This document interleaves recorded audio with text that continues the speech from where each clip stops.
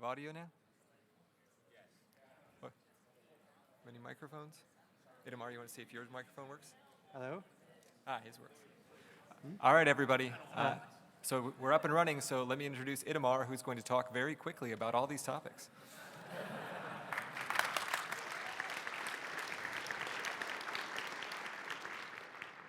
Okay, can everyone hear me? Sounds like it. Okay, hi, my name is Itamar. Thank you all for coming to hear me talk. So today I'm going to talk about how you should test your software. And I'm going to start with some mistakes I made when I was a young and inexperienced programmer. I'll talk about a model that maybe will prove helpful for you testing your own software based on what I've learned over the years. And then I'll talk about some common mistakes people make when they're testing their software.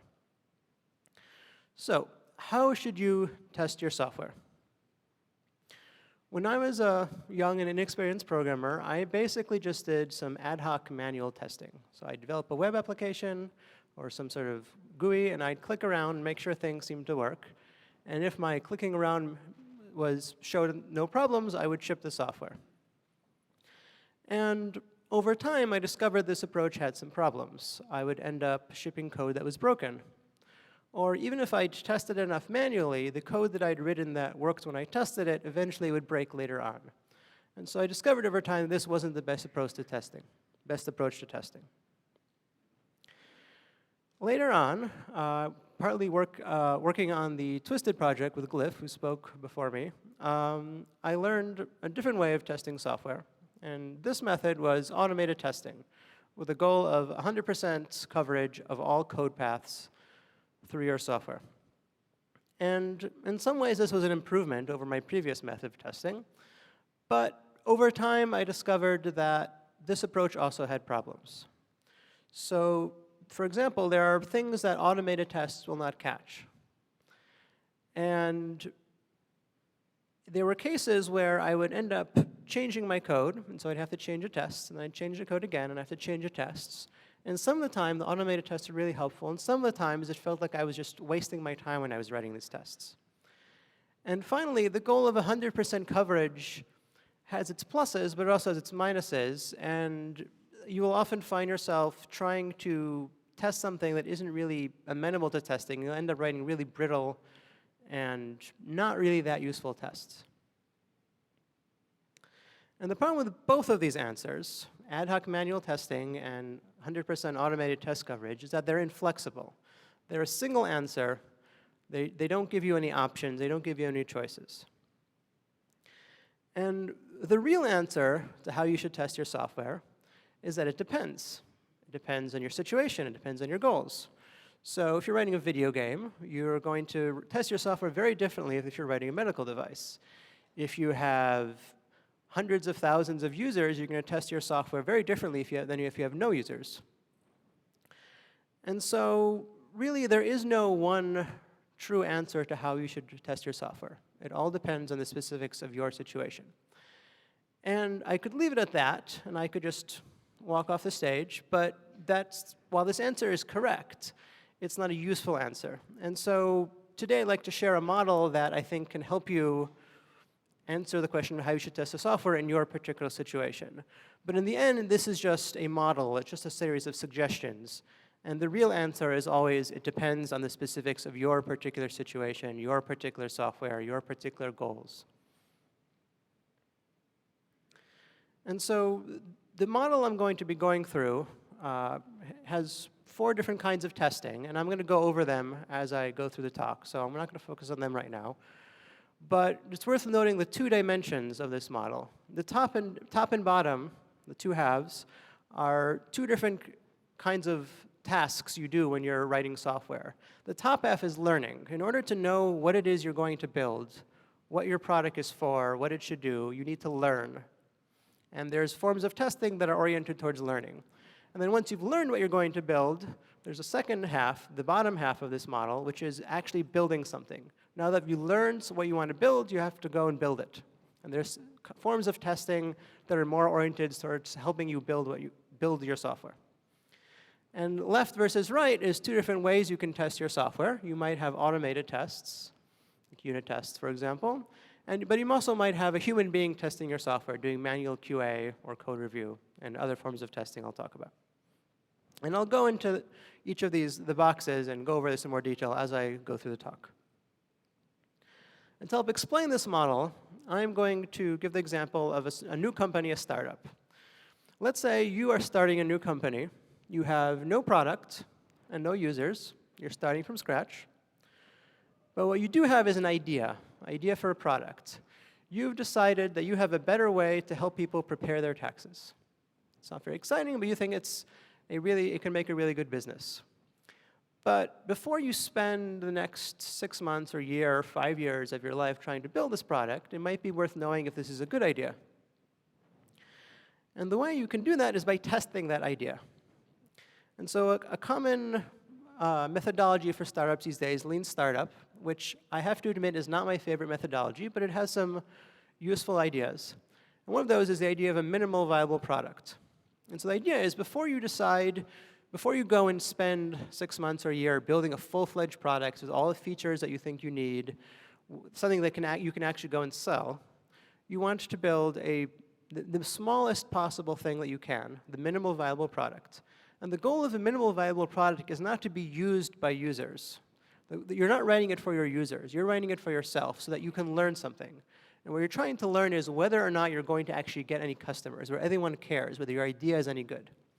And so you build the smallest possible product that you can that will actually give you this new information about whether or not anyone cares about your idea, whether there's a new market for tax preparation software.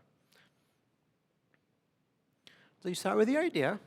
You test your idea.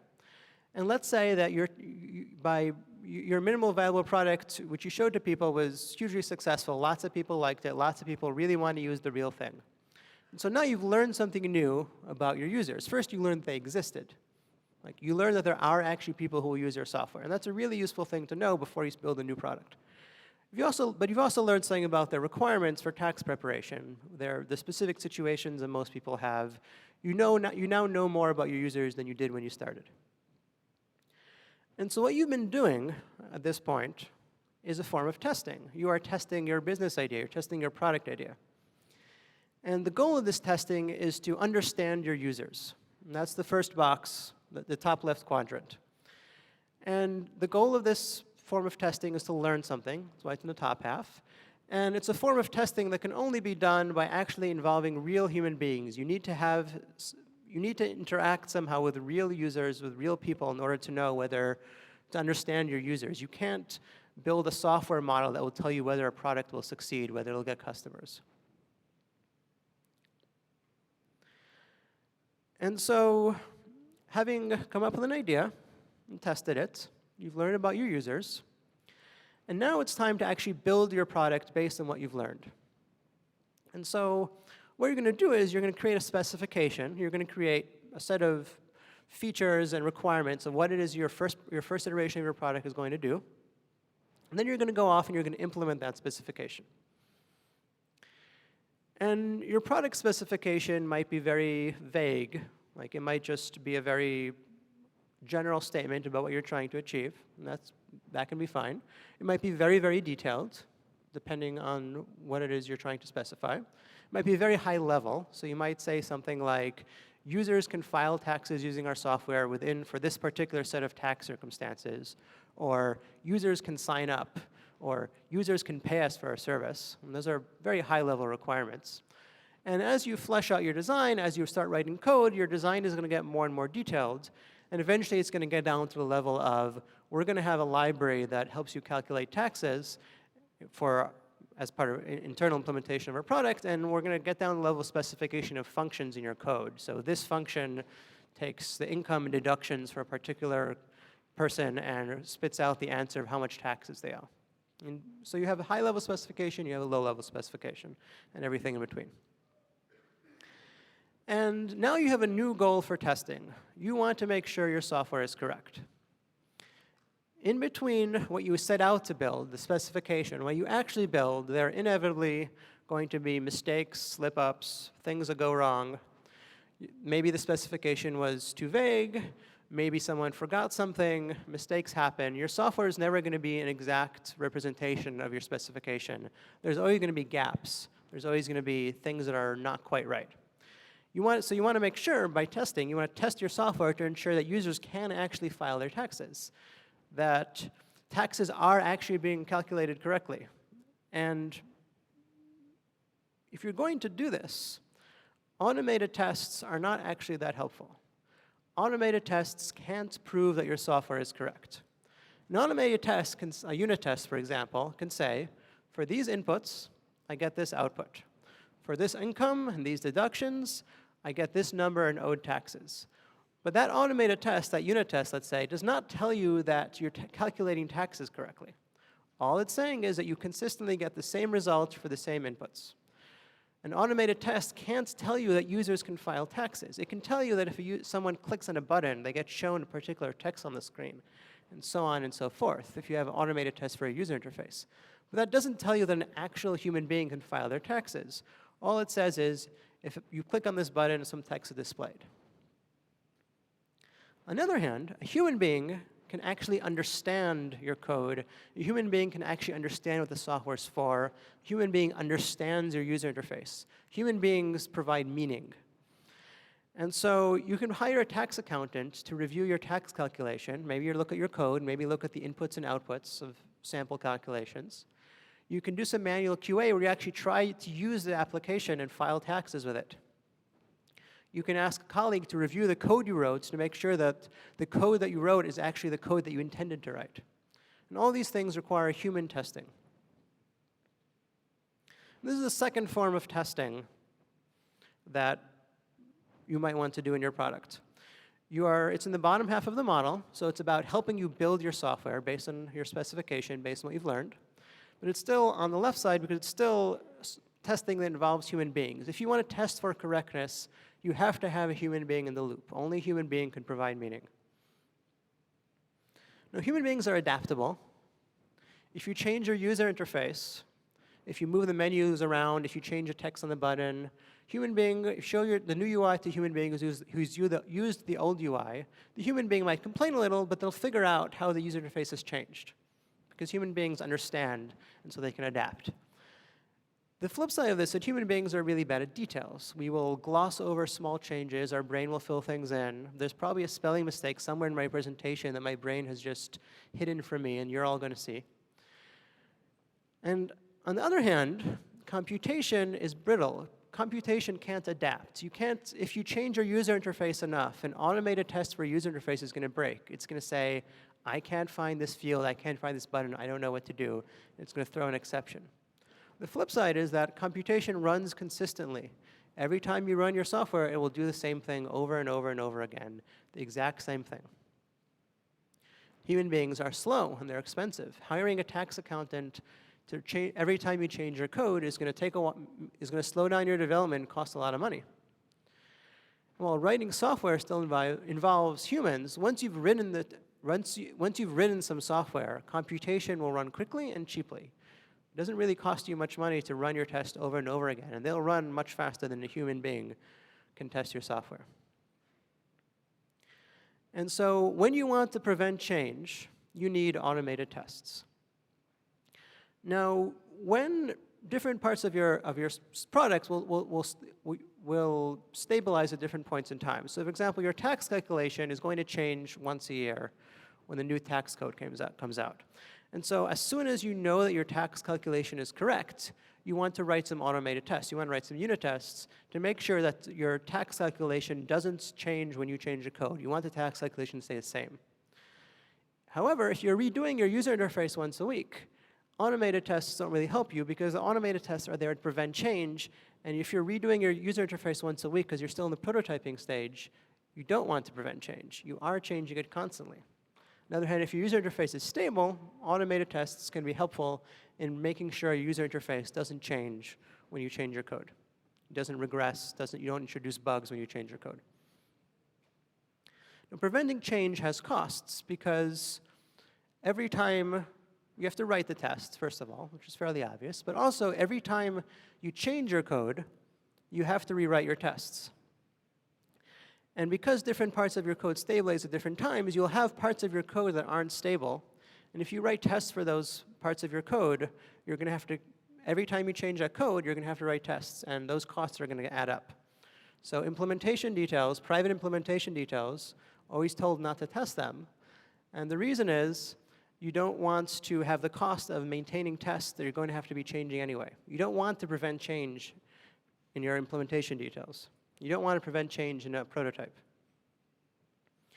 And in many ways, that means 100% automated test coverage isn't a useful goal if different parts of your software have different levels of stability at the same time. It may be that half of your code base needs to be stable and not change, and the other half you're happy to change at any time because other tests are going to make sure the overall system doesn't change. And so this is the third form of testing, testing to prevent change.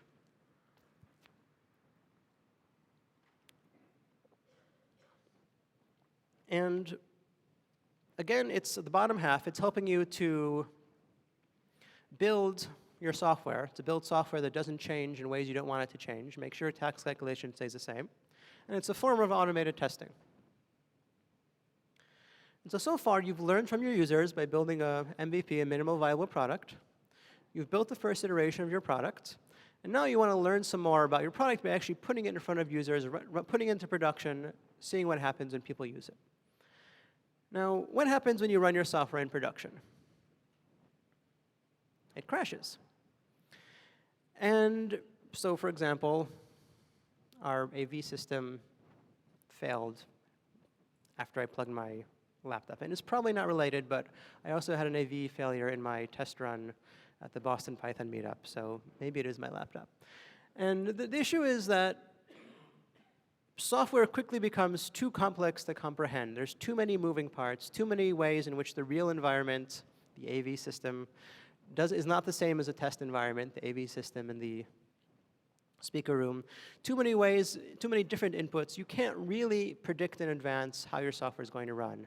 You can't know what's really going to happen until you actually run it. And so what you have to do is you have to run your software in a realistic environment and learn from what actually happens. And this is basically a form of testing. You're testing your software to see what happens. So you can do load testing. You can spin up some servers and try to send lots and lots of queries against them in a realistic manner as possible and see what happens. Learn something new. Maybe your software fails over. Maybe your software isn't fast enough. You can also collect the errors and tracebacks from your production logs and look through them and see what's going on in your real system, because there will be errors in there you didn't expect, strange interactions that the only way you could have learned about is by actually observing your system running in a real environment.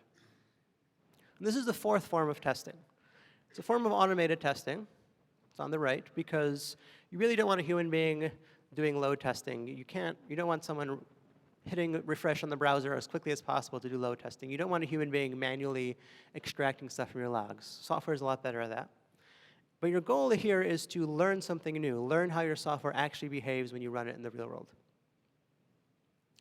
And so far, you've learned about your users, you've built your first iteration, you've run in production, and now it's time to learn some more from your users who are actually going to be using the product. You might do usability testing. You might see what problems your users have when they use the user interface, what things confuse them, what problems do they have. You might do A/B testing. If you have enough traffic, you can try 2 different versions of user interface and see which one leads to more good outcomes for your users. And more generally, just by having users use your software, you're learning new things about problems in your software, bugs in your software, features that are missing, things you could do better. And so what you end up with is that software development is a cyclical process. You start by understanding your users in order to learn what it is that you actually need to build for them. And then you set out to build that, and you want to make sure that what you're building is correct, what you intended to build. You want to make sure that parts of it that need to be stable are stable. You want to prevent change in things that aren't supposed to change. And you want to make sure your software runs successfully in production. So you want to run it and observe the problems it has so you can fix that. It's understanding runtime behavior. And then you circle back to understanding your users by doing things like usability testing when they actually use your product. And in each iteration, in each cycle through this process, you end up with better software, more features, happier users, and hopefully a better business if that's what you are. And so next, I'd like to talk about some common mistakes and pitfalls you might encounter when testing. So one mistake is focusing too much on correctness and not on preventing change, which is what I was doing when I was an inexperienced programmer. Manual testing is great for proving that your software is correct, but doesn't ensure that your software will continue to be correct. The fact that a tax accountant signed off the calculation doesn't help you if a week later you've changed the code and broke it. And so you need automated tests to keep things from changing in ways you don't expect.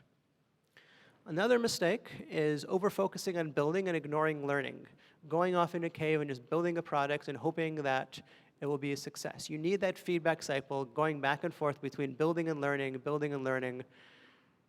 in order to know whether or not what you're building is actually usable, if what you're building actually does what it's supposed to for actual users. So you have to go back and forth and have both sides. You can over-focus on automated tests. Automated tests are great for preventing change, but they don't tell you that your software is correct.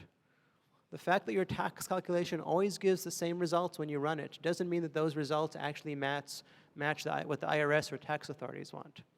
And so you need, in addition to your automated tests, you need some human tests who's testing, some manual checks by a human being who understands your software to tell you if it's actually correct. And finally, there's the common mistake of trying to prevent change for something that is always changing. The implementation details, the private details of your software don't need to be stable. They're private. You should be able to change them anytime you want. If you're redoing some piece of your software once a week, you shouldn't be trying to prevent change because you know you're going to be changing it. And so if you know something either will be changing rapidly or you don't want to prevent change. You don't want to write automated tests because those tests impose a cost of maintenance and writing them in the first place. And you can't simply say that preventing change is always a positive. And so this is the model. And it's just a model. And if you're going to build software, in the real world, the way you write software isn't going to quite match it. If you're building a library, you might be your own user, and you're going to have a lot more of a focus on preventing change. In fact, you might write unit tests and then hand them over to someone else to do code review, and then testing for correct functionality happens after testing for preventing change. And so the takeaway isn't that you should follow this model, although I do think it's useful in many cases. The takeaway is that testing depends on your particular situation. And it's unlikely that there is one form of testing that will actually provide all the answers that will solve all of your problems. Different times of your product's life cycle, you're going to need different forms of testing. And different kinds of testing provide different kinds of value and also have different kinds of costs. And so chances are you're going to have to combine different forms of testing from all of these quadrants in order to test your particular product. And that's all. You can find slides and a cheat sheet up at that URL. And if you have any questions about testing, I'm happy to answer them by email or in person. And we might even have time for, nope, we do not have time for Q&A. But I'll be outside.